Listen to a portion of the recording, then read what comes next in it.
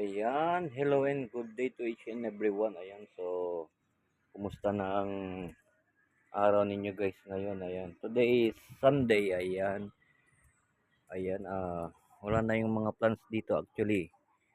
Nilipat na doon kasi last na bumagyo is nagsitumbahan yung mga halaman namin. Ayan, ayan, nilagay na lang sa gilid. Ayan, just in case na may bagyo again. Okay, ayan yung bagyong Christine. Ayan. Okay, so ayan.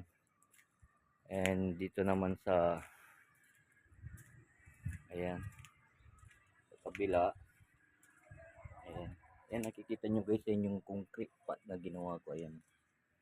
Okay, semento. Ayan, dito naman, nilipat na rin yung ibang mga plants. Ayan. So, ayan. Ayan, mabuti hindi nalaglag itong mga ah ampalaya na tanim. Ayan. Okay. Ayan, medyo malalaki na rin. At lumalaki. Ayan.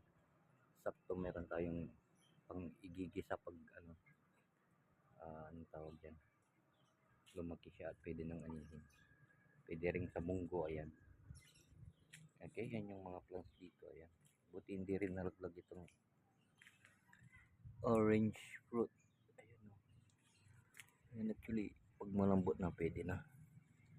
Ayan, ayan, mayroon bang mali dito, malaki na dalawa. Ayan. Okay, yung mga plants dito.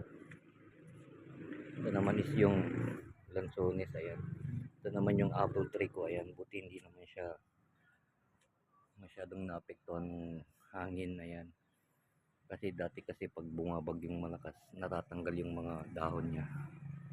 Okay, so yan yung mga plants natin.